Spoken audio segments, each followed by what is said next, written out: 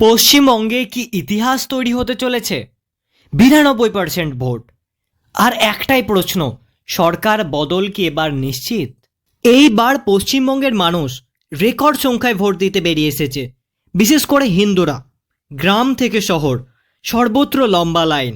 মানুষের একটাই দাবি, পরিবর্তন। অনেকের মতে এই ভোটের স্রোত সরাসরি বর্তমান সরকারকে চ্যালেঞ্জ করছে। রাজনৈতিক বিশ্লেষকদের দাবি, এইবার বিজেপির জয় 200% নিশ্চিত। মানুষ কি সত্যিই পরিবর্তন চায়? এই 92% ভোট কি সেই ইঙ্গিতই দিচ্ছে? হিন্দু বুথগুলোতে 93%, 94%, 97% এরকমভাবে ভোট পড়েছে।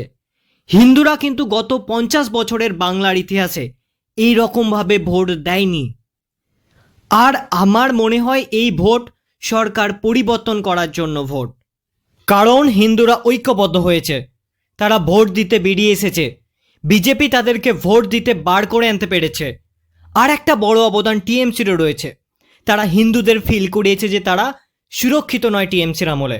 টিএমসি পার্টিটা মূলত মুসলিমদের পার্টি। মুসলিমরা মুর্শিদাবাদ, মালদা, আরও রাজ্যের বিভিন্ন প্রান্তে, যেখানে হিন্দুরা সংখ্যায় কম, হিন্দুদের ওপরে নানা রকমের অত্যাচার, হামলা, হিন্দুদেরকে হত্যা করা, এইগুলো হিন্দুদেরকে আরও ঐক্যবদ্ধ করেছে এবং হিন্দুরা টিএমসির বিপক্ষে ভোট দিতে বাড়ি থেকে বেরিয়ে এসেছে। এবং ইলেকশন কমিশন ও কেন্দ্রীয় বাহিনী তাদের অক্লান্ত পরিশ্রমে ভোট দেবার জন্য সেই পরিবেশ তৈরি করে দিয়েছে। টিএমসির গুন্ডাদের তারা বাড়ি থেকে বার হতে দেয়নি। বোমা, গুলি, খুন এবার কিন্তু হয়নি সেগুলো। হ্যাঁ, কোনো কোনো জায়গায় ছোটোখাটো মারপিট হয়েছে, এগুলো হবেই, কারণ টিএমসি সরকার থাকাকালীন 100% সুষ্ঠুভাবে ভোট হওয়া অসম্ভব।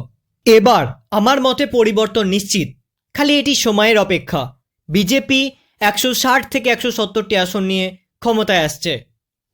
আপনার মতামত আপনারা কমেন্টে জানাবেন এবং এই ভিডিওটি টিএমসির গুন্ডাদেরকে ছড়িয়ে দেবেন, যাতে তারা সেকেন্ড দফায় এই গুন্ডামি করতে ভয় পায় এবং তারা আগে থেকে জেনে নেয় যে বিজেপি সরকার আসছে, তারা যাতে গুন্ডামি না করে। ধন্যবাদ।